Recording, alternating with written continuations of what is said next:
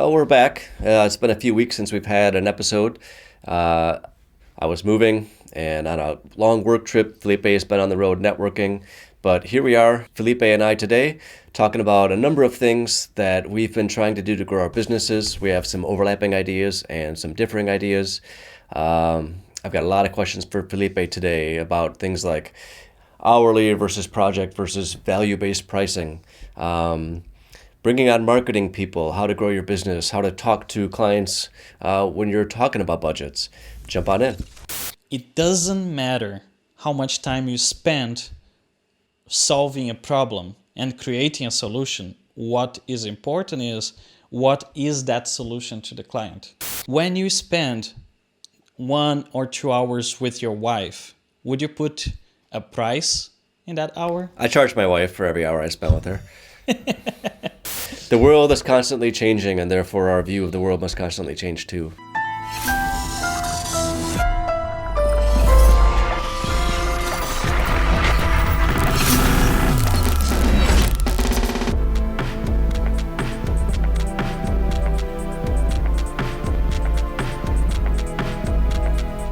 Okay, long time that we haven't really recorded an episode, Gabriel. Yeah, it has been a while. How was your Hawaii trip? It was pretty amazing. You've been preaching for a long time the merits of taking time off and going on vacation, and it's not that I haven't believed you. The conditions of my life haven't allowed for it, but this shoot for this client was scheduled for quite a while. And I had one rough day due to the severe humidity and heat, but it was a really amazing trip. It was wonderful to get outside of I was about to say my comfort zone, but this is actually my first time doing anything in this new office because we also just moved 2 days before I went to Hawaii. So I came back home, and it wasn't exactly home yet. So it's not really a comfort zone yet, but it was good to get away. It gives you perspective.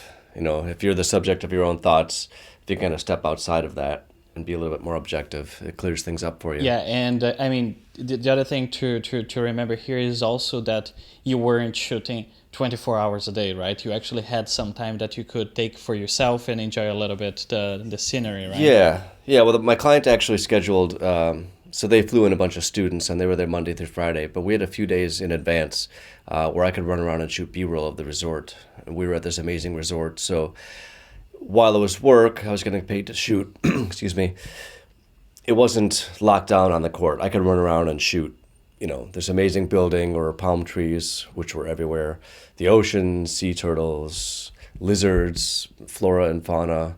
And so that was really relaxing because I could do it at my own time and set up my shots and just get really, good stuff.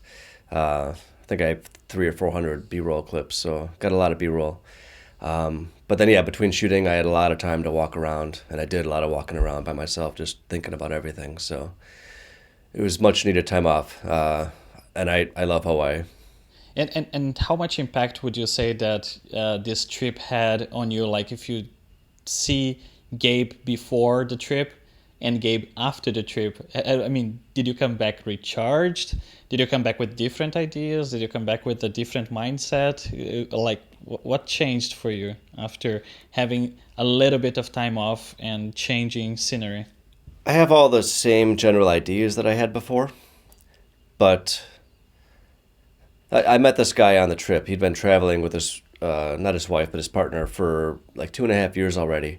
And we had some really enlightening conversations that had a lot to do with fear and how when one makes decisions motivated by fear, doesn't really turn out too well for you generally.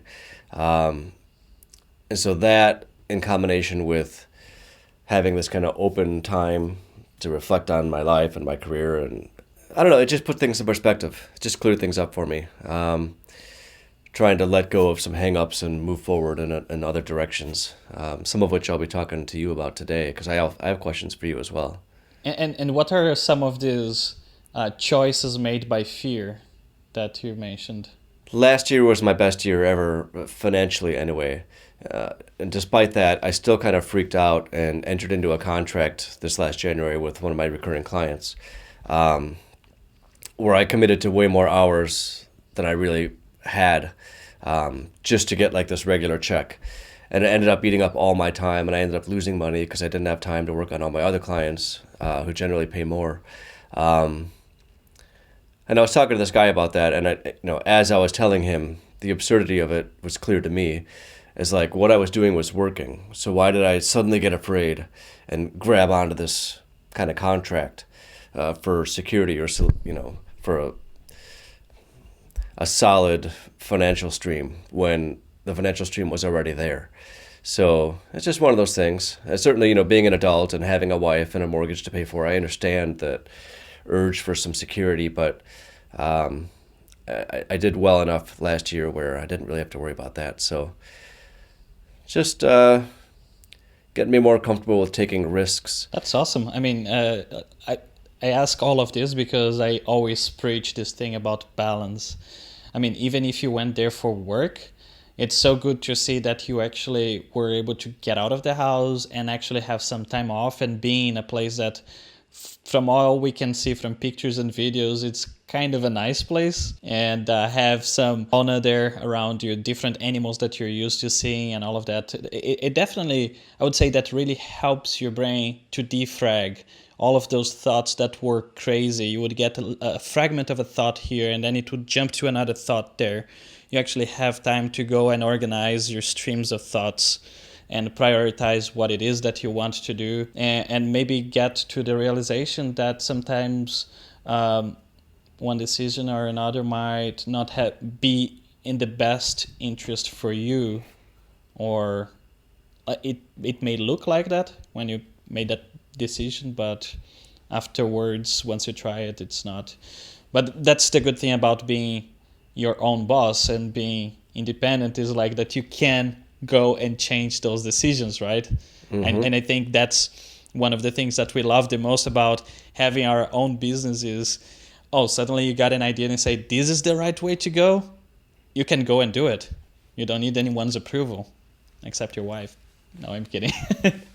I mean, being responsible about everything that surrounds us, all our responsibilities, we can do whatever we want. Yeah, basically, it's like being a director and not having to answer to a studio system. If you want to change the direction of the movie, just do it. Which, of course, is the dream. Anyway, that's down the road. Another thing about Hawaii was, speaking of confronting fear, is I swam in the ocean. I snorkeled and swam with green sea turtles and dolphins. And apart from how amazing and beautiful that was, being deathly afraid of sharks and going in the ocean anyway was a nice kind of fear removal system. Man, I am afraid of sharks. I'm the type that I love watching shark movies, and I have a super big fear of sharks. When I go snorkeling, I normally start at the beach and go swimming towards the open sea. And there is some points that I look down, and the height between you and the bottom of the seafloor is so much. I start freaking out. I look back and I was like, oh my God, I'm really far from the beach. I don't know if I'm going to have enough energy to go back. So then I turn around and start going back. There was one point where I was snorkeling and I came up to like let some seawater out of my mask. And when I put my mask back on and looked back down, there was like 2 inches between me and all this coral covered with sea urchins. And so you can't swim because then you're going to hit all those urchins. So like 1,000,000 miles an hour, my little hands were like trying to get me the hell away from there. It was pretty ridiculous. Did you eat any of them? Did I eat them? Yeah. No. Because sea urchin is quite a delicacy? Fancy, delicacy, yeah. Yeah, no thanks. No thanks. No. Okay, amazing. This is what, our 19th episode, I guess. Yeah, and it's been a while, and the delay has been entirely my fault. Felipe was ready, and I did attempt to record in Hawaii, but like we've been saying, I was in the middle of selling my house and buying a new house, and then 2 days later, I'm gone for Hawaii for 11 days, and then I needed last week to get caught up. So here we are. We're back. Thanks for your patience. Maybe there won't be as many of you now. Maybe you've given up on us, but we'll find more people. But you also had a kind of important business networking trip while I was gone. That's the other thing that I'm trying to invest and trying to put into my head, that there is something, sometimes you have to spend money in order to make more money, or in other words, you have to invest. And one of the things that I've been trying to invest on is networking. I'm really trying to meet people. So IBC was happening now in September. We're in October, right? Yeah, it was happening in September. And I wasn't really planning on going because really I'm still waiting for a big payment from a client, and things slowed down a little bit. But on the other hand, I was like, well, there are people there that I want to go and have the chance to talk with for even if just a few minutes. And I think that's important, to create a relationship or maintain a relationship and talk to people in person. So I decided to go to IBC just for that purpose. So I got into the car, 10 hours drive to Netherlands, and then I spent literally just a day and a half there. And then I came back to Czech Republic. The next day, I was driving to Switzerland for an impact investment conference, where there were a lot of companies doing projects surrounding sustainable development goals and investors looking for impact investments. So people that are really trying to make the world a better place. So that's where I was. And why was I in that place particularly? One of my clients is one of these companies that is working with SDGs in mind, so sustainable development goals. And they were introducing us, my company, my team, to other companies, because basically we helped them doing everything for their business, all their communication and video. It was all my company that did that. And the idea is that we're trying to get other companies to really invest into communication, content strategy, in order for them to attract investors. So that's why I was there. I made a lot of interesting contacts, and now I'm just following up with everyone and seeing if there will be any business opportunity somewhere. So that was the part that I was a little bit busy back in the middle of September. Well, and that type of networking event, which wasn't free for you, I view it as similar to, there are lots of sites where you can pay a monthly or yearly membership, and they scour the web for jobs for you, which may or may not ever happen. So that's where there's that little bit of risk, because you might not get a return on your money. But at an event like this, if you just get one client, tenfold or more, it'll pay back what you've invested. So there's a little bit of risk, but the payoff is well worth it. And I agree that networking, which I need to do more of myself, it's so important. I can't recommend it enough. And there is the direct benefit, which is to maybe get a client out of those that I met there. Mm-hmm. And there is the indirect benefit, which is something that we mentioned in one of our first episodes, is like we never know where a client will come from. Yeah. So maybe I talked to a bunch of people and they liked me, but I might not be able to offer anything for them at this moment, but they might know someone else that needs. So maybe they end up meeting the CEO of another company, and they say, wow, I met this guy, and they did the communication strategy for this other company, and he gave me his card. Here's his contact. I mean, this can really happen. It might happen in a month, it might happen in a year, it might happen in 10 years. I think this is a seed that you plant there. You go there, you meet people, you talk, and I can tell you, I think almost every single person that I talked to, they were a C-level person or an investor. So I'm not talking about an analyst from a company, mm-hmm. or middle management. It really was the top management of all of those companies, and there were a lot of them. And it was also a very nice place. It's by the lake Zug in Switzerland. It was still kind of a summer day, so it was quite beautiful. It was, for me, the same as Hawaii was for you. In the end of the day, even though I traveled for work, I was able to enjoy and kind of disconnect my mind from things a little bit. get to do projects that I am not able to do it by myself. I want to eventually not eventually, because this past one that I did for Livingstone, it was a big project. But I want those that I can bring in great people better than me to collaborate and deliver that to a client. Because in the end of the day, if I bring in people better than me, I learn from that. Mm-hmm. My client gets a great outcome from that. And I mean, I can only see positive in that. Because that's a goal of mine as well. We've talked about that a lot. It's one of the main reasons why the show exists, is to help figure out how to bring people on so you can grow your business. And if it's not specifically a business, say your idea is a movie, well, you still need other people.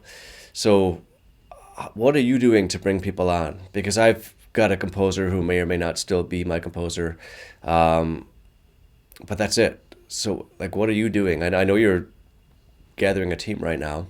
There are several different things that I'm doing right now in order to say that Creative Beast is composed of a team of people, right? It's not just Felipe, because that is not good either. Mainly if I want to get the type of clients that I'm after, I need to have a team of people that are very good. So first of all, I started by asking people that I would like to work with if they want to become part of a team, meaning if I get a gig that needs more people, do they want to be part of that team?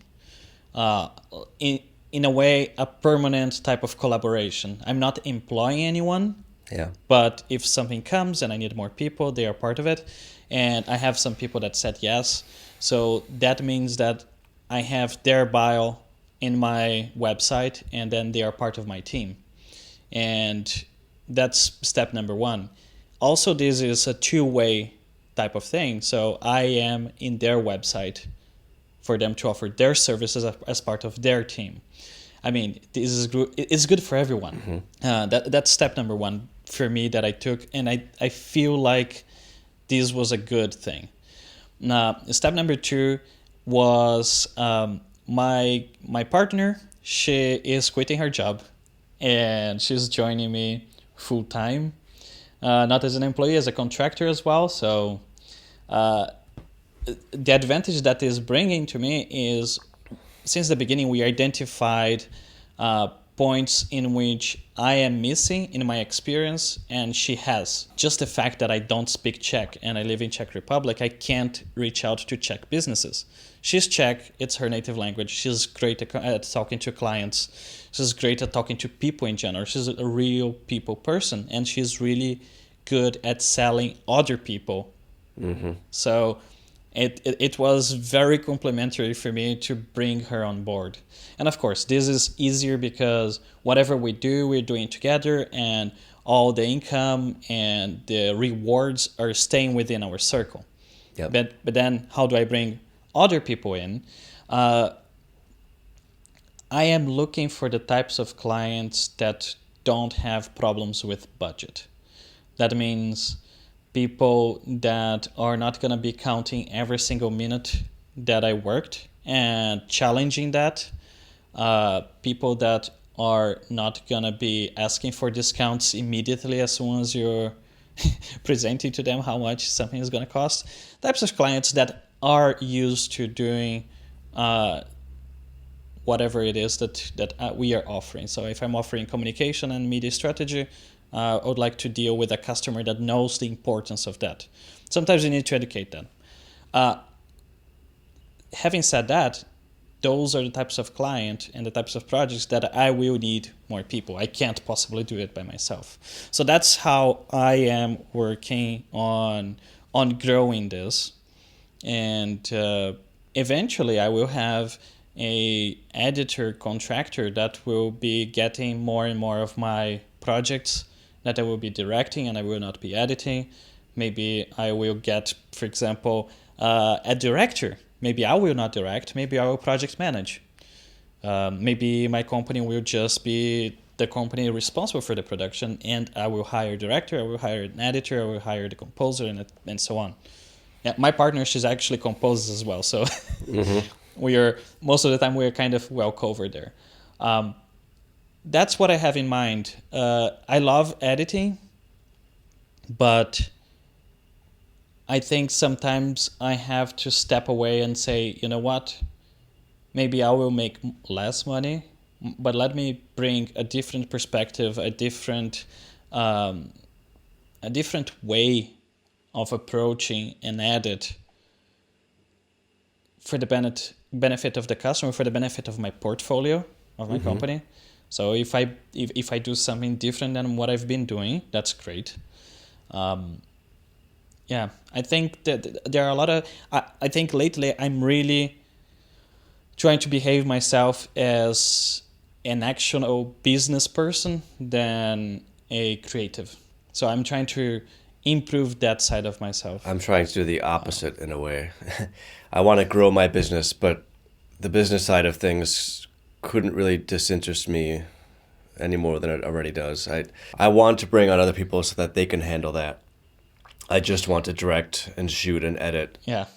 We've talked recently a lot about, and in previous episodes, about kind of 3 different ways of budgeting your projects. There's hourly, there's per the project, and then there's this kind of new thing, the value-based, the value model pricing.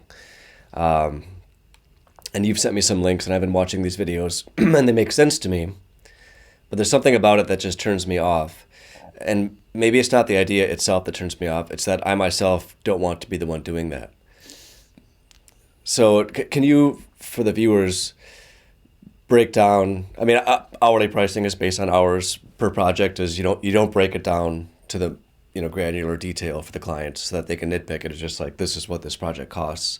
Here's some overage if you go over. But what's this third value-based pricing? What is that? Before I get into the value-based, I would say being able to be a salesperson is really not for everyone. I am generally not a good salesperson, but because when I'm talking about what I do, I believe it so much, I'm able to sell it. I think that's the only reason why I'm able to sell it. No, I've found that the same is true for me, because I don't say it if I don't believe it. Yeah. And people can sense that. Yeah. That said, part of this value-based thing is,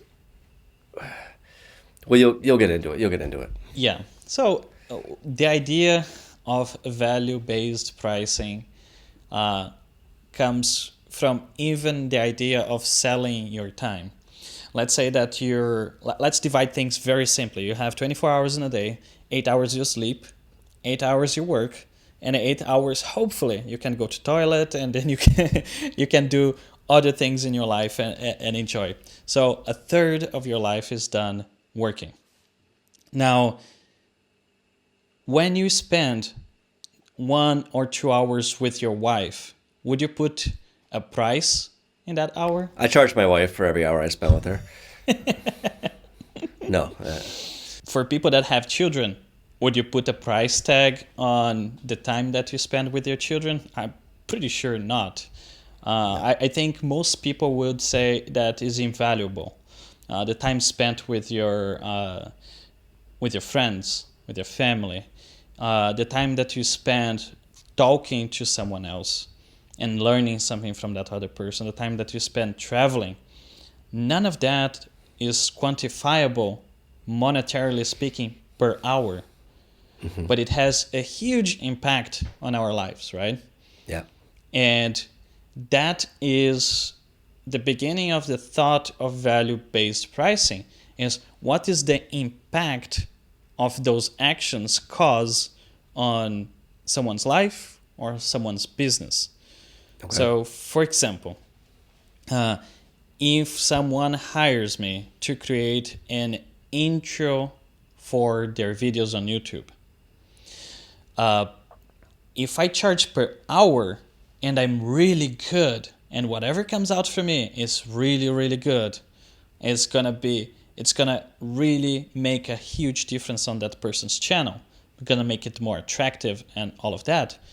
If I'm efficient and very good and I charge per hour, suddenly all of that value that I created has been price tagged as ching ching, 150 or 200 or even less, and the client will be reaping the benefit of that for a very long time. That is very true for designers, for example, when they design a logo. A logo Sure. is extremely important.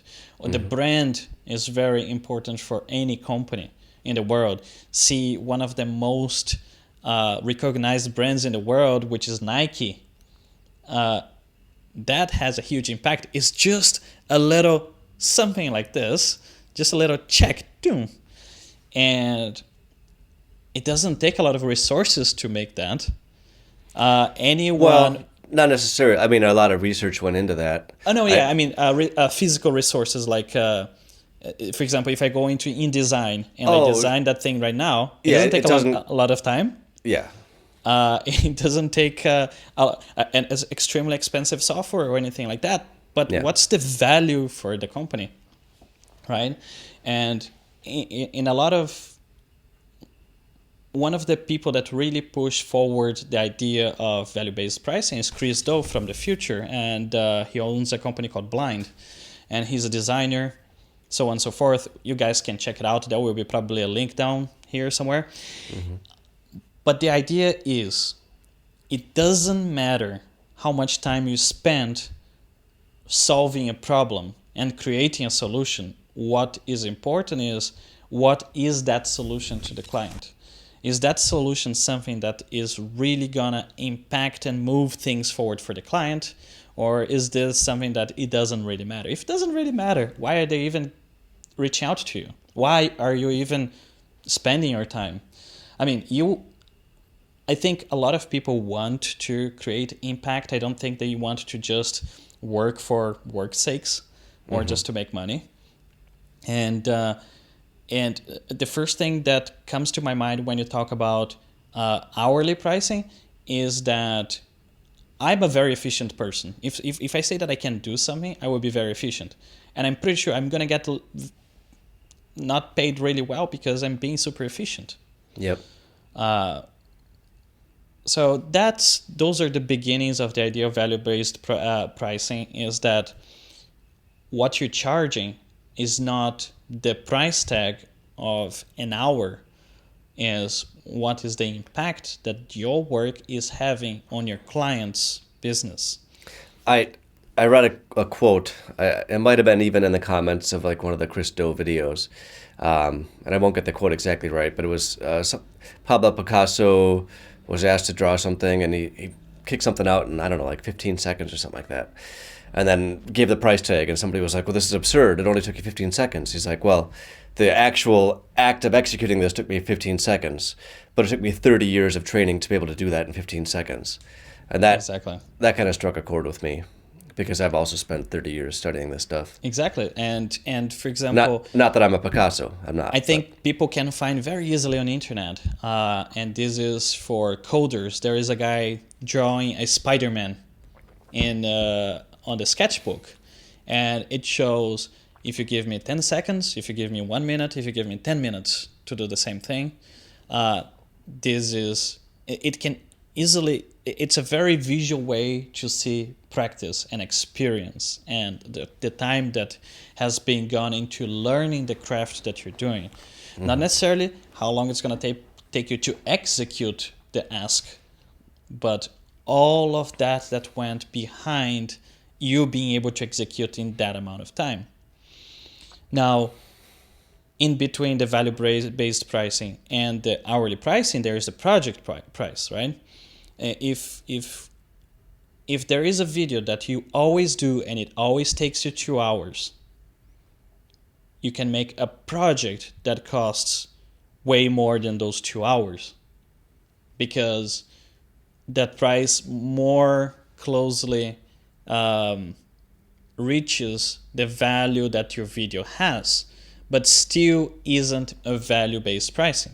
So, for example, if someone comes to me and asks, oh, how much does it cost to get this PowerPoint file and make it become a video, animated? And I know that will take me to do a very good video about 40 hours. So it's literally about a week of 8 hours a day working on that. If I sell that per hour, I literally exchanged my valuable time that I could be doing anything else that is invaluable in my life for that amount of money. That, however I got to that amount per hour, it was calculating how much it costs me to operate, most likely. So, and a lot of people forget to add the profit there. With the project pricing, you could say, it takes me about 40 hours. The client always comes back with a lot of revisions, so that adds another 10 hours. So that's 50 hours. I want to add a buffer of another 10 hours because if I'm able to do everything in less amount of hours, I start making profit. And 60 hours is definitely more than enough for me to do this. So I'm going to charge this as 60 hours, but I'm not going to break down per hour. I'm going to just say the video costs this amount, which was based on my calculation of 60 hours. Well, I would say that's a very good step to start practicing, to get away from telling your client that it takes you 2, 3, 4 to 40 hours to do something. And it gives you the buffer to start practicing value. What do you do when they ask how long it's going to take you? Because my clients frequently do ask, the new ones anyway. I think there's two types of how much is gonna take me. One is, are they asking me how many hours will I sit my ass and work on it, or how much time until they actually see the final video. One example is, every time that I do a wedding, I tell them, you will not see this video for 3 months. It doesn't take me 3 months to edit a video. Nope, not. But I'm telling them that it will take the very least 3 months. Of course, once I sign down with the couple and etc., it is there pretty much 3 months from the date of the wedding they're gonna get. But I tell them to not expect any time before those 3 months. That is more or less how I try to go about. For example, when my clients like for example this big client that I had, they didn't ask me how many hours of editing I'm gonna take or anything like that. I actually asked them, when do you need this video ready by? And then they said, the website is going live on this date, so we preferably need the video ready by the same date, so the video can be there on the main page. And I said, okay, great. This is how much it's gonna cost. I will deliver by, I put there a week before the website, and that's it. They were happy with that. I have another client that I have to charge per hour. So that's the tricky one. That's the one that is asking me to exchange my valuable time, my invaluable time, for dollars. And of course, you don't want to charge for work that you haven't done. I did that once already, and it's something that you mentioned to me. And what I did was, how much budget do you have? And then they told me the figure. I said, okay. I calculated real quick, and I lowered that by like 10%, 10-15%. And I said, I will invoice you this amount. Okay? And then I said, okay. At that point, one of the reasons why I think they say yes is because it's predictable. They already know how much it will cost, period. And I knew that the amount that they were giving me of budget was way more than I needed. But I said, yes, this is how much you can afford.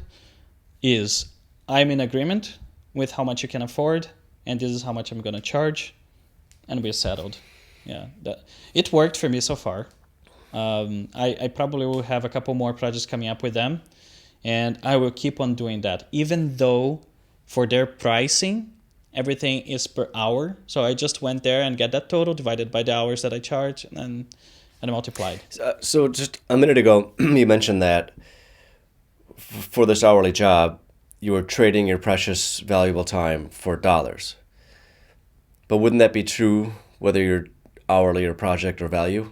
You're still trading time for dollars? I have a feeling you're going to say not necessarily, and then I want you to illustrate that for me. Yeah, Why is value-based pricing different if you're still working for money? yeah. It's a fact that you need to get paid, right? You have bills to pay, and so on and so forth. And you could easily say, okay, if you worked 1 hour and you got paid 20,000, it was 20,000 per 1 hour.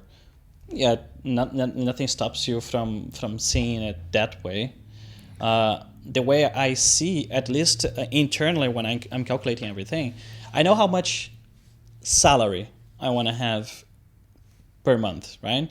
So for my own mental sanity, I know how much my time that I want to work, which is like 6 to 8 hours a day, how much that hour costs me to offer what it is that I'm doing. And then on top of that cost, I add how much net I would like to have in order to be able to have a comfortable life, be able to enjoy those invaluable hours later on. Everything else that I make extra, sorry, it's even difficult to explain because that's money that is for the company to invest on itself and move forward. Going back to answering the question, how is that not hourly pricing? Because if it would take me 2, 3, 4 times more than that, it would still cost the same value.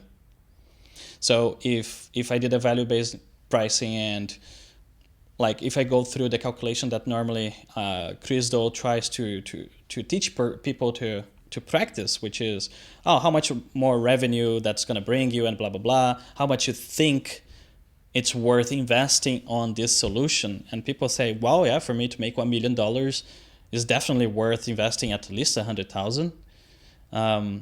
So 100,000. And can I pay everyone that needs to be paid to achieve that product within 100,000 and still make profit and still be happy about it and blah, blah, blah? Yes, I'm able to do that. So I'll do it. Maybe we're going to do it in 1 week. Maybe we're going to do it in 4 weeks. It's not going to change the price because the price was that value that they're investing. Okay, well, I don't know if it answers anything. I mean, it's a shift in perspective. Yes, it is a shift of perspective, yeah. I mean, nothing stops you from still getting how much you got, divided by how many hours you worked on, and discover that you made $500 an hour or even more. But this requires you to sit down with the client, and if any of you check out Chris Doe's links, you'll see this happen because he talks about this. But this is the part that makes sense to me but turns me off personally, is that, I'm going to sit down with company X, and it's a value-based model, so I'm trying to determine how much value they will get from the services I'm providing, the video I'm making for them or videos. And in Chris Doe's illustrations, he'll say like, well, if I make a video that brings in X number of customers, how much will your bottom line go up? And you've got this number, and then how much, what percentage of that number is it worth to you to invest, which basically means my video budget, to possibly get that number. Well, that means I have to have a whole conversation with the client about their numbers, which... A business conversation, yeah. Frankly, as far as I'm concerned, their numbers are none of my business because I'm not an investor. I'm a video guy, right? So that makes me uncomfortable. Plus, I don't particularly care for business conversations that much. I mean, I run a business, so I've had to do business things, but that's just because I have to. It's just part of the game, but it's not something I want to be. Yeah, I think that's where bringing someone in from outside, like, for example, that thing that you said, you want to do the creative thing, but you don't want to be doing the whole management thing. That's where bringing in someone else that would do that on your behalf, that is the interesting thing.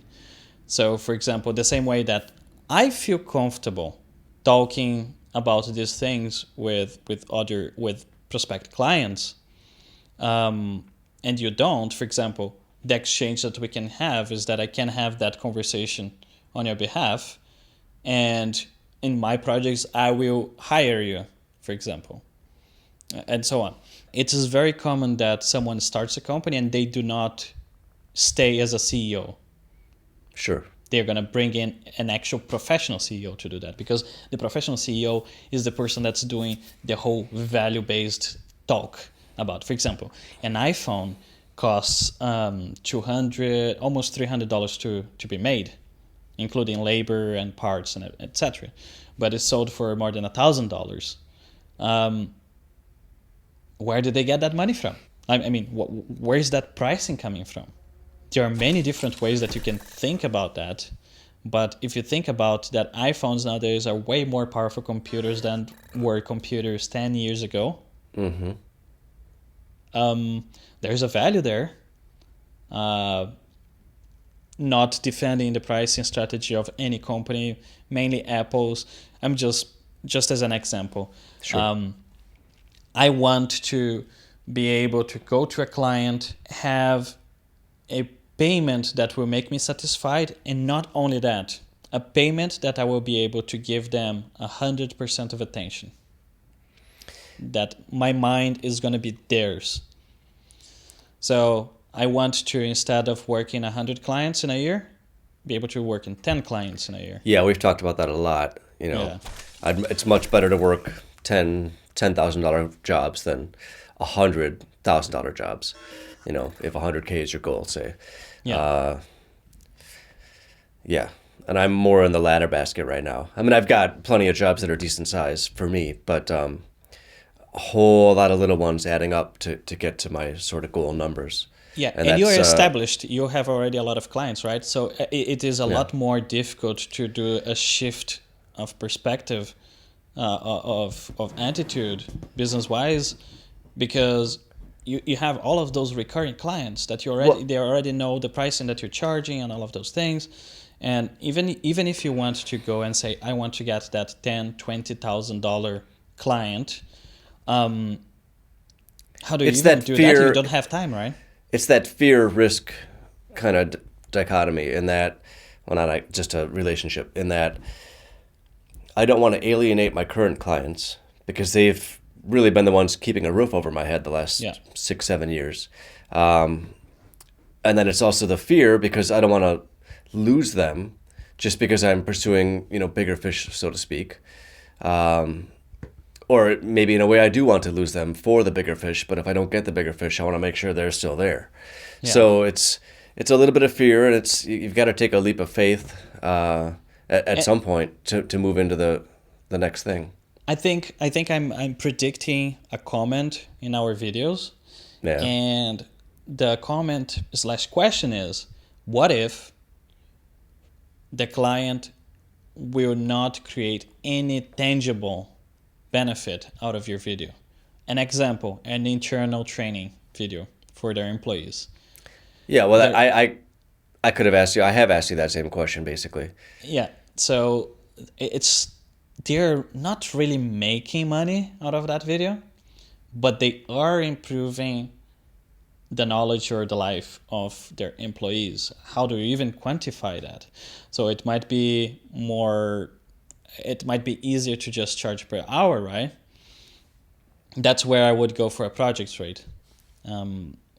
Trying to understand, for example, why is it that you're trying to make a training video? Oh, because our training so far has been only text, and we discovered that people really just skip all the pages, and then they try to do the exam 100 times until they get everything right. I'm saying that probably out of experience. They might say that. Mm-hmm. And then you say, so that means that if you make a video, they might be willing to actually sit and hear the information that you're talking about, right? You want to create maybe even more engagement with your employees, and things like that. It's definitely a talk to have. I don't have all the answers, absolutely. I'm brand new at all of this. It makes sense to me. See, Felipe and I had been talking about this for a while, which is why I wanted to get more into it on the show. Because I have some reservations about it. Like, it completely makes sense to me. But in application, knowing my personality and the types of things I'd rather be doing, there's like a disconnect between the logic behind it and me actually wanting to do it. And so it's just there's a struggle inside of me that I'm trying to work through because I'd like to grow my company, and the value based pricing makes a lot of sense to me. It's not something I want to do. I want somebody else to do it, but how do I budget for somebody else to do it? Who do I even find to do that? Who'd be willing to work on a contract to contract basis? There's just so many different pieces to that puzzle. Well, here is one idea. Anna, my partner, she will be joining as a relationship manager. So basically, she will be the person reaching out to clients, dealing with clients, and maintaining the relationship with clients. In a that will be her official title. But she's a composer, so she's going to be composing music for whatever project that is needed. She's going to be learning how to edit, and so on and so forth. My clients don't need to know who is editing and things like that, unless it's like a super Hollywood stuff and they need to know. Then that's a different story. But one of the things that she's going to be doing is to be reaching out to clients, so to prospect clients.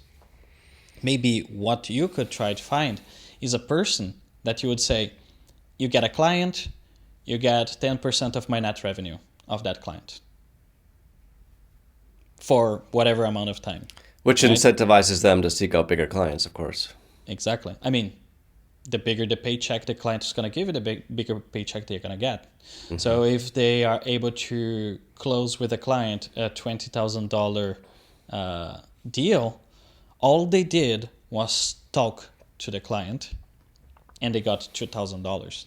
Mm-hmm. And of course, you get a person that has a mindset of value. Imagine they might get you your first 6-figure client. Imagine a client that will pay you $100,000. I have. So then that person is getting $10,000 out of that project. It's not bad. It's really not bad. And if that person is not only working for you, they're working for other people as well, they can do a very decent living. So that's... How do you recommend somebody go and seek out somebody like this? If it would be my case, I would start talking to people that I trust, not advertising that I'm looking for someone like that.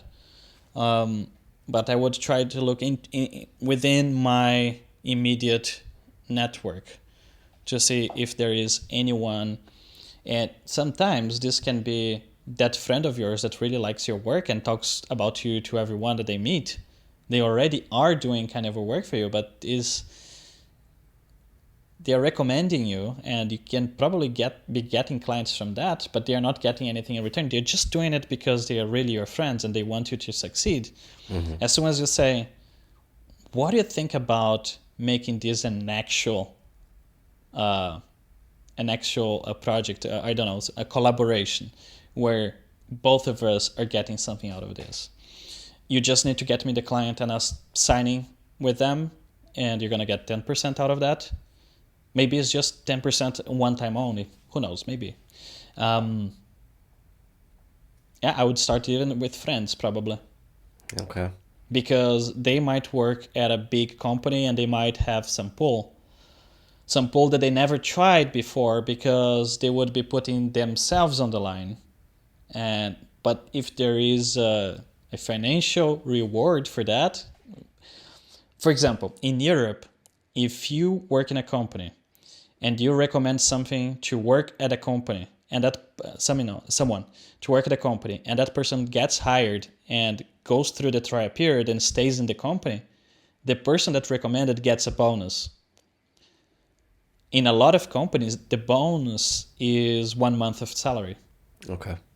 So it incentivizes you as an employee to recommend people that would actually be good for the company, and you get a very nice bonus for that. So that's probably the way I would see. For example, my partner, she's a musician, but she's not very good at selling herself, but she can sell me or anyone else very easily.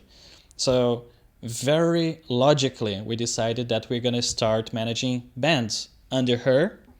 So she will have her own responsibilities. I will not even touch that part. Managing bands. And basically we're going to start producing a lot of content for a lot of bands. so we can actually have that content to show to places and get gigs for them. And of course, we also going to make money out of that as well. We're going to get a percentage out of whatever gig that they get. So our interest, our what we want is to get paid as much as possible for them and for us. Challenges. Another challenge of doing any value-based pricing of any type is you being worried that you're not worth that money that you're charging. Let's say that you're going to actually have a bigger project, that you're going to have 3 people for 3 days working, including you, so it's you plus 2. That's going to cost you what? If you pay, let's say, let's average very easily here, 1,000 a person per day. It's 3 people, 3 days, 9,000. And then you're going to have the post-production. Let's say that's going to, that in terms of time, that will cost you another 10,000. That would cost you, just the cost is 20,000. Yeah. And then you're charging the customer 150,000. Some people might be afraid of the amount of money that's coming in for the amount of money that they're spending. So they're spending 20 grand and they're getting 150. They're netting 130,000. And I think that fear keeps people from asking the price that they actually want to ask. So for example, let's say that you really want to ask for 50,000 for this that would cost you 20, which means your cost is like almost 50%. 50,000 is really not a crazy number at all. But you're afraid of what they will think. So instead of asking for 50, you ask for 35. There are 2 things that can happen. That can happen that they're going to say yes. And great, you're netting 15,000. It can happen that they will say no. We don't understand why it's that cheap. So There's always a danger of underpricing, because then they don't take you seriously. They don't take you seriously, exactly. There is a possibility of you. So for 35, those are the kind of the 2 possibilities: the yes or no, right? Yes, here you go, 35. No, it's too cheap, or even no, it's too expensive. Then you have to have the talk with them, like what it is. This talk came before the price anyway. What are you trying to achieve? You know that this really takes a lot of effort. This is a very intensive work that we're doing, etc. So on. It's different story. Came before the pricing. And then if you go ahead and you ask for 150,000, 2 options again, either yes or no. If they say yes, and then they're like, holy crap, I was about to say 35. And they totally could pay for 150. And again, they said yes. Who knows how much they could have paid? Yeah, I've been down that road many times. And I think it's important that you, the video producer, or in that meeting, you have to be prepared to say, that's okay, I don't need this job. You have to be ready to say no as well. If they offer a price that's too low, you have to be ready to get up and say, well, thanks for meeting with me, but good luck. I hope you find somebody who's able to do this for you. Because if you're not ready, it's like when you go to a car dealership. That's what they always say. You have to be prepared to tell the dealer, no way. Like, I'm not going to pay that amount. I know I can get this for cheaper. And if you don't, they're just going to take advantage of you completely. There are so many things that you can say during a conversation with a client. And that's why it's interesting watching the Chris Do videos, because there are a lot of things that for us would, for the normal person, for me as well, would be so natural to say, oh, you're investing on the quality. Oh, you get what you paid for, and a bunch of those things. And one thing that he keeps on repeating is like, don't confront them, ask them. So instead of they say, why is it that expensive? Instead of justifying yourself why that's expensive, maybe ask them, well, why do you think that's expensive? What is it that this will cause? What will be the impact of it? Like, always try to deflect that question back at them, because they will answer it for you. Which Yeah. means that when you in the beginning of the conversation and you don't know how much they will, what's their budget, you don't even ask that in the beginning. You ask a bunch of other questions to make them realize that their budget is enough or not, if they know how much that's worth or not, and you get them to tell you the price, because sometimes it's possible that whatever that you do, you would normally charge 10,000, but then if you keep on asking them, you're gonna get to the point that they're gonna say, yeah, I think this is worth 80,000, and then suddenly you realize, oh wow, I'm undercharging a lot for the value. Yeah. Because everything they know most of the time is the value, is the impact of whatever it is that they're trying to get. And of course, this is for a very specific type of client, which is a corporate client that is trying to do a marketing communication strategy piece, for example, which a lot of well-paying clients are that type. So they either have a new campaign going on or something like that. Basically, that's a very tricky conversation in any case. What I'm trying to get at inside my head when I'm talking to clients is, don't tell them how much it costs. Get them to say it. Okay. Get them to say it. And they might say, I have no idea how much it could cost to make a video.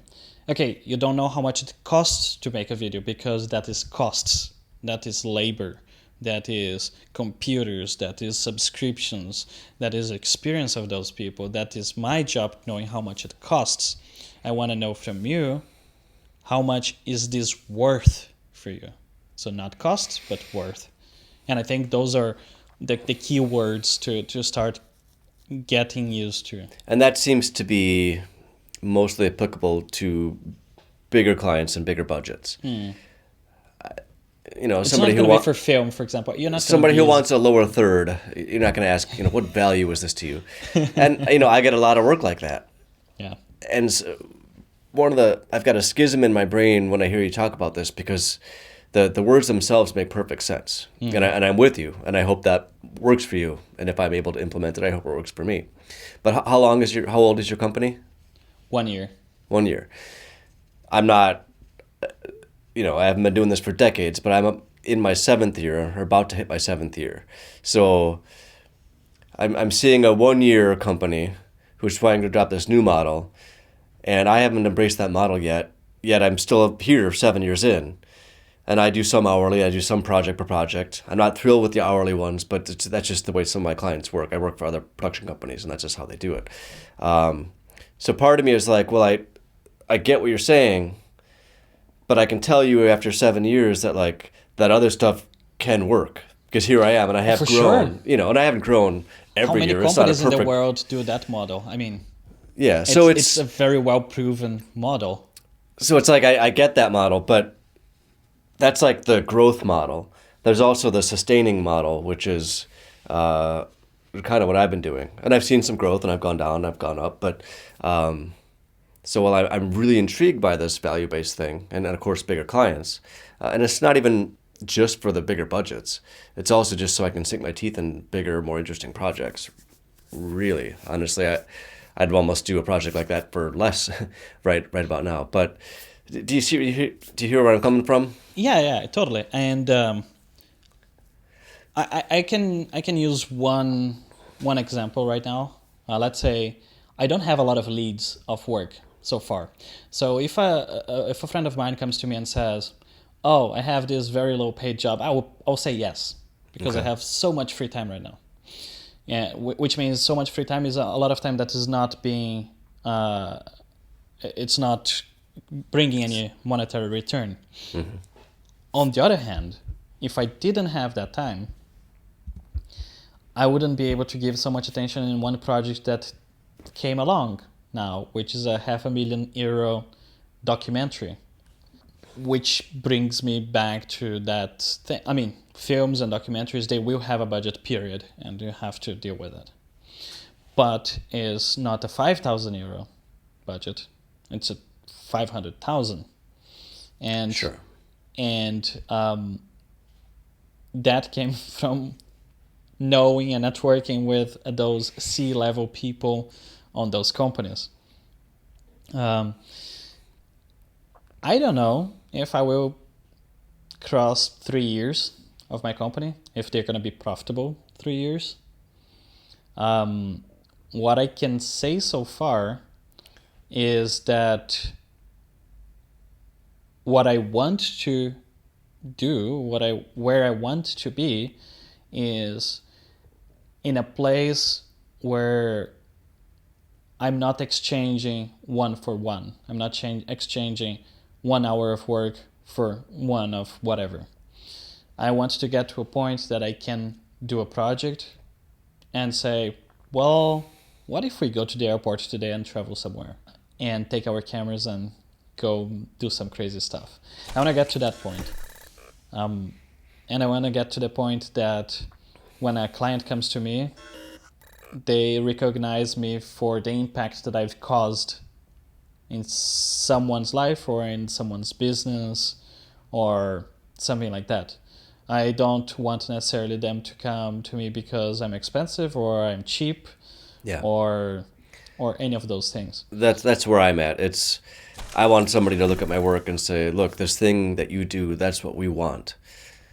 Not because I'm the cheapest, and I'm not the cheapest, and I'm certainly not the most expensive either. I don't want them to really think about cost at all, which is another reason why I'm uncomfortable with those business conversations asking about the revenue, because the last thing I want them thinking about is how much it's going to cost or the money.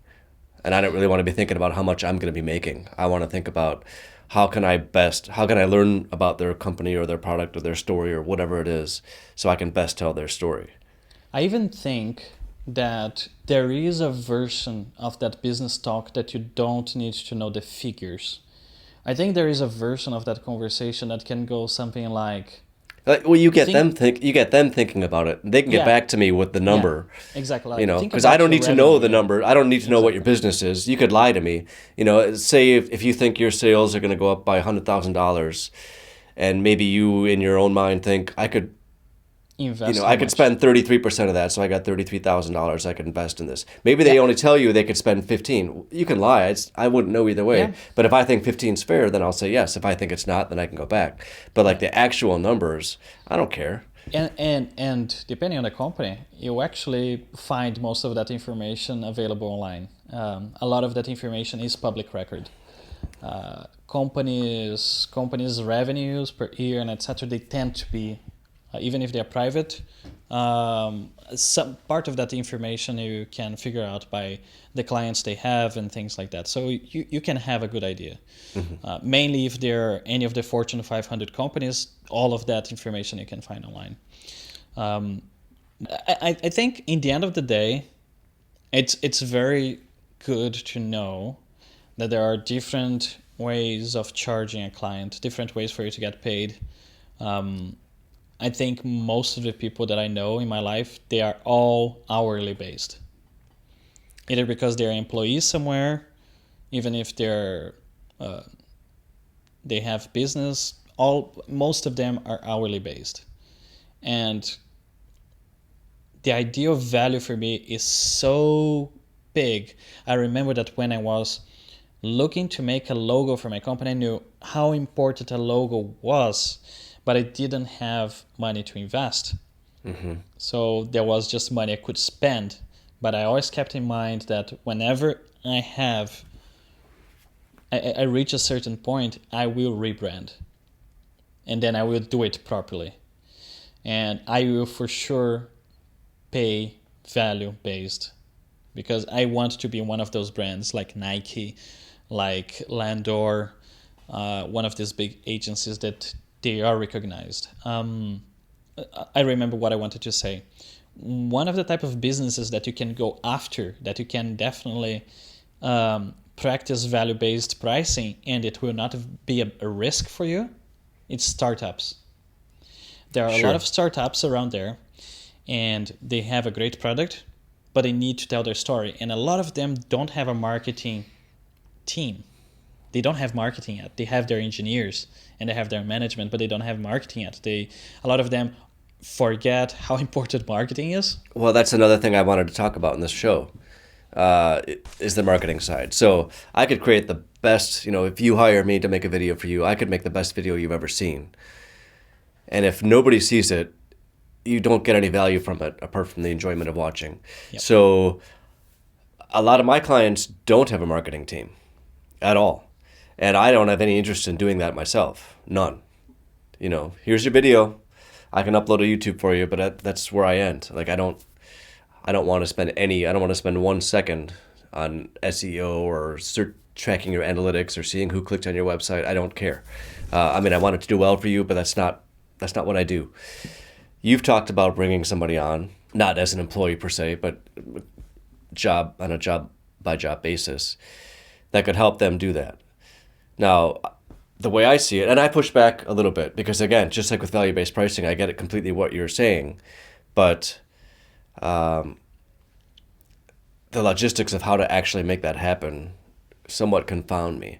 So I understand that for all my clients that don't have a marketing company, I could hire somebody on if their budget allowed it, and it won't, so that they can learn about their business and then relay that information to me, which will help me shape the story in the video.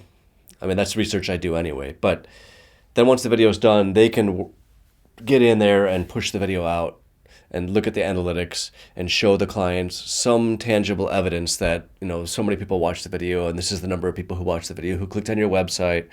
I don't think there's any way we can guarantee that this video will directly contribute to more sales.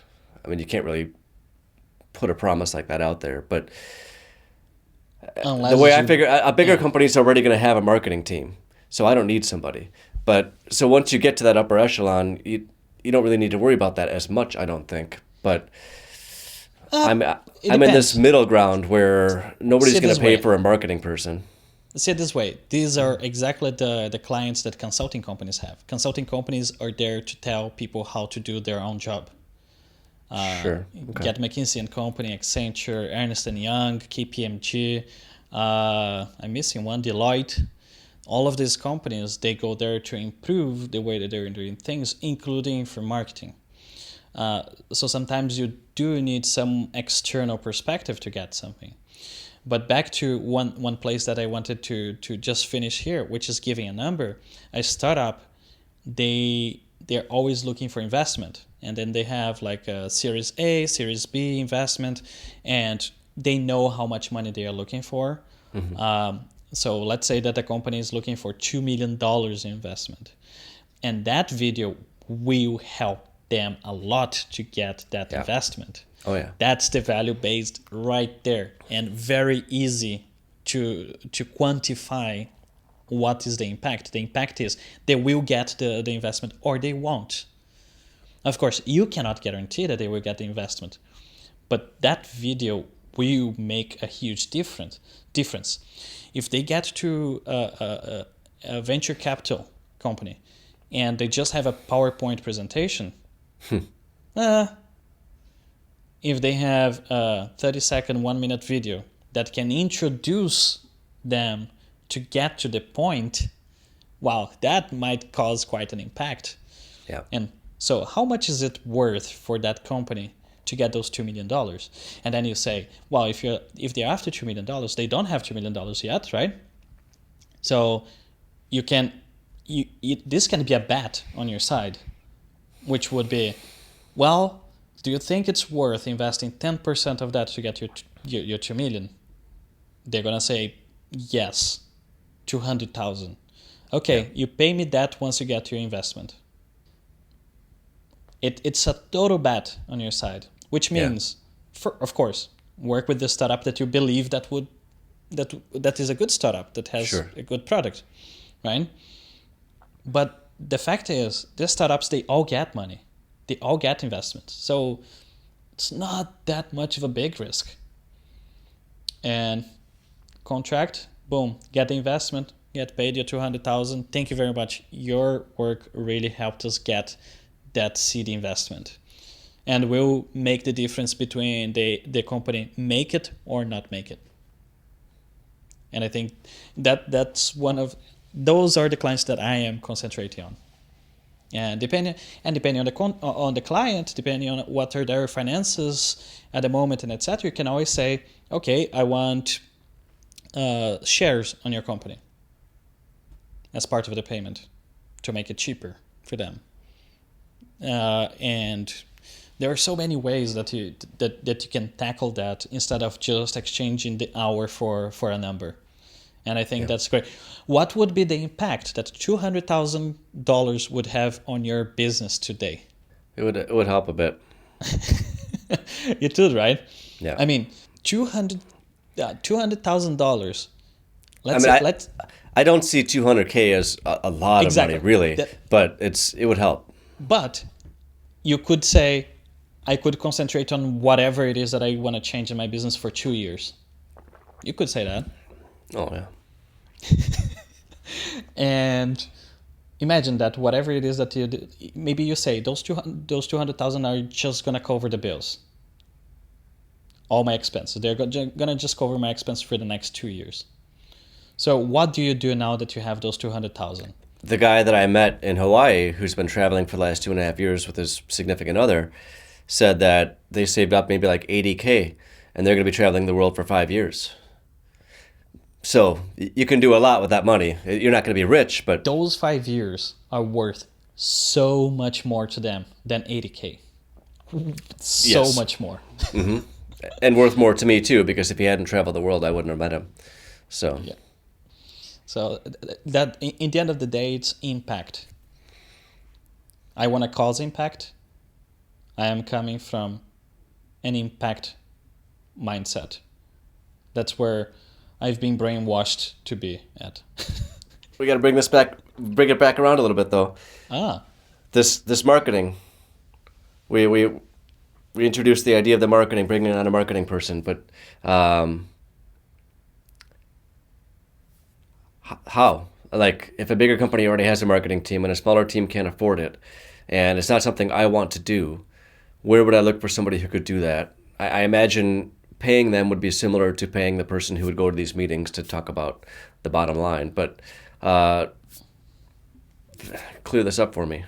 Well, I will give you one example of the person that's working with me. She used to be my client back at the company I used to work for. I quit the company to open my company.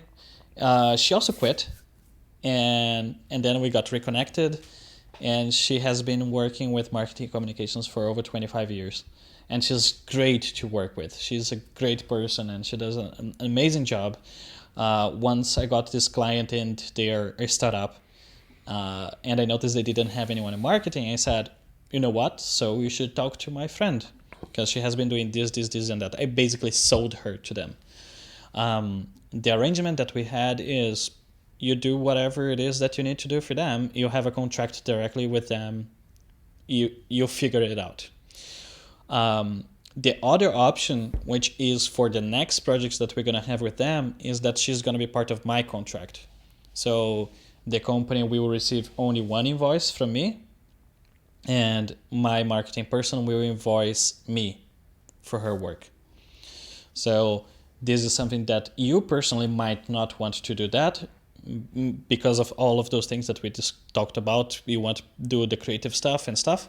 It's like the way I think of it is like you hear stories of James Cameron back in the day, where he just wants to direct this movie and he's got this kind of mayhem and chaos going on around him, and the suits would come in, and like he would either send somebody else in as a distraction to not talk to them, or he'd scream at them off the set. It's like, I don't want to deal with that stuff.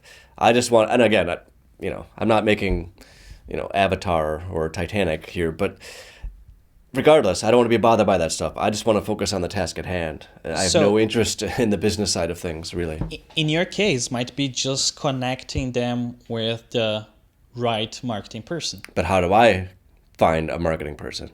Well, you know at least two. You know at least mine that I'm working with, and you know at least another one that you've been working with. Sure. For several years, and I would start with them.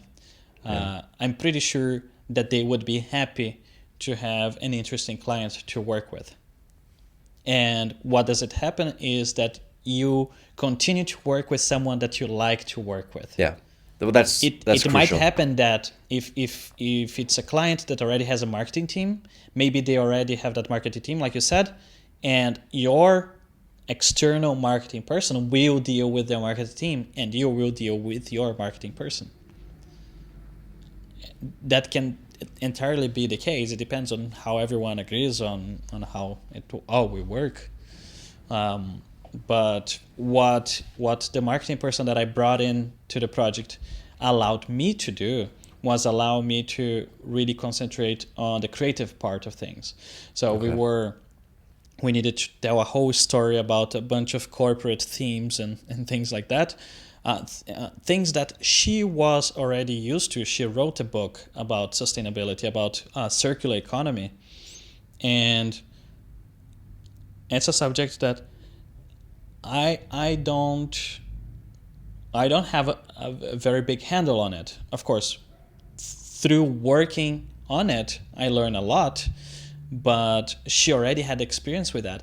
So it allowed me to not need to worry about the script portion of the project, for example. Yeah. What is the story that we want to tell?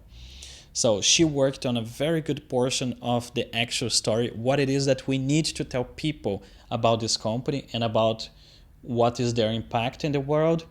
And then once she told me that story, I was able to creatively think, okay, so now how do we tell that story? Of course, it's also not a James Cameron piece here, but working as a team like that allowed me to concentrate on things that I like to concentrate more. If I needed to be working on the script of the whole thing, seriously, that would have killed me a little bit. Mm-hmm. And that's something that she likes to work on. She likes to come up with those things and doing the research and etc. So for me, I'm very happy. If I think about how much money she's charging the client, I could easily think, oh, I could have charged all of that. Sure. I prefer not to think this way. I prefer to think that it allowed me to do what I want to do.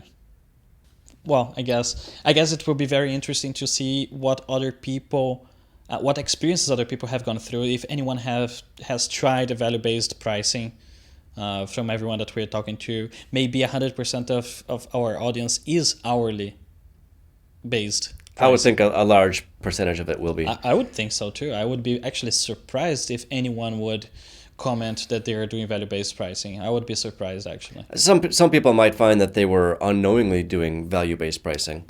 Maybe. But this whole conversation was unrehearsed, unscripted. It's been a while since we've had an episode, and I think it does a good job of showing that neither Felipe nor I are like sitting on top of some mountain dispensing wisdom about video production and business to people.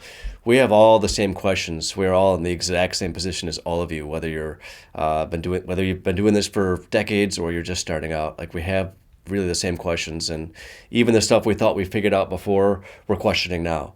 So, this episode is a lot of me asking Felipe questions about stuff that he's been into lately.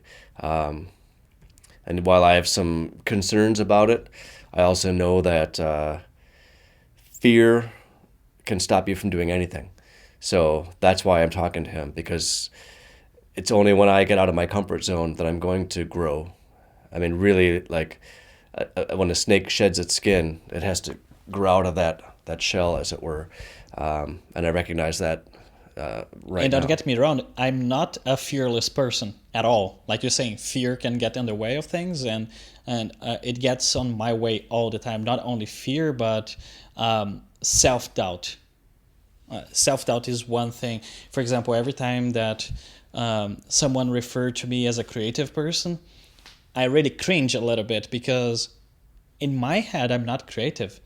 Yes, that's where I call you out, because I've seen your work, and I've seen, even your lighting setup here, like, you are creative. Maybe it's because you came up in IT and this was towards the end, but you are a creative person. Because whenever I come up with anything, really. It feels to me that we're a series of logical thoughts that took me somewhere. And every time that I think about creativity, it almost feels like that is this divine inspiration that comes from somewhere. Yeah, that can happen, but there are lots of books about creativity in and of itself, and it's rarely like you put up this lightning rod and channel the creative gods and it comes down. It's all kinds of things, and sometimes it is the logical thing. Just think about creative problem solving. All you're doing is you're taking the nuts and bolts, but if you look at it from over here, you see it in a different light, and well, Yeah. now that's creative. So I wouldn't. I would argue that even the dumbest person on earth is creative because our brains are creating how we perceive reality 24/7. So they might not be consciously creating the world, which is a somewhat different story, but we are all creative creatures by, Yeah, I and don't the want to other say thing by that design, but worries by me, nature. the other thing that worries me a little bit, and I have to pull myself out of those situations is that lately I have been consuming more than I have been creating. So, although the consumption of content and mainly quality content is very good to inspire you and to put in that catalog in your brain there, Yeah. because sometimes you get to a situation and then you see that lighting that you saw in a movie and then you said, oh, that would be great here or something like that. And that can be creativity and can be a reference or can be so many things. So consuming good content is important, but only consuming content for me is being a problem. While I don't have a paid client with a new project right now, I'm consuming too much and I'm creating too little. That's why it's so good to come here, sit and record an episode, for example. Yeah, it's been too long. And the other side of the consuming a lot is it's easy. I'll say for sure, it's easy to fall into the trap of, if you're into making videos, watching, I find myself watching, like, how does David Fincher direct a scene? How does Spielberg direct a scene? And you start analyzing everybody else's work so much because when you get your chance, you want to make sure you're doing it right. But there is no right. Like, I love David Fincher movies, but I don't want to direct like David Fincher does. I want to direct the way I do. And so you can consume all that and learn from it, and I think that it's wise to do that, but you got to stop at some point. You got to step back and just do. Because it's only through doing this stuff that you're going to get better at it, I mean, even this Get a Grip setup is better than the first episode because I've done it a bunch. Well, this is the first time in this room, but it's not half bad. So you've just got to get out and do it. Shoot, edit, practice talking to clients, talk to people you're not comfortable with about networking and finances. We're all still learning every single day. Oh, we're going to be forever learning. And if any day anyone says that they're not learning anymore, oh well, I would say you're either full of BS or you really have some serious things to work on, because life is a constant learning, I think. It's just an opinion, so who knows? It's not an opinion. That's a fact. The world is constantly changing, and therefore our view of the world must constantly change too. If it doesn't, then your view of the world is a view of a world that no longer exists. Yeah, we're living in the past, right? Mm-hmm. Okay, so do you think we wrap now? I think this is as good a place as any. Yeah, I think, well, because we didn't have a thought out agenda or topic to talk about, and like Gabriel said, it is very free form. We ended up gravitating to things that are happening to us, to our businesses and things like that. And we know that people really like to hear about prices and dealing with clients and running your own business. So I hope this has been a good content, a good episode for those who are listening on iTunes podcast. And of course, if you're listening there, take maybe a moment to give us a review, because if you do that, it helps us to be discovered on iTunes. If you've been watching this on YouTube, of course, click like, subscribe, comment, share with your friends. Of course, this can be helpful for a lot of people, and creating a conversation really helps everyone. And we have been very lucky that everyone that has engaged in our episodes have been truly professional people, people that want to move forward. And even if they don't agree with our opinions, they have been cordial, they have been polite. So it's very nice to be putting ourselves out there and not be dealing with trolls yet. I think that's all I have to say. I think you summed it up. Yeah, Okay. I'm pleased with where the show has gone. It's different from how I initially imagined it. As we said early on, this episode's a bit different from normal because it's just the two of us chatting and sort of reminiscing and talking about things that we're going through right now. But we will have another more lively episode again next week. So thanks so much for joining us, and we'll see you next week. See ya.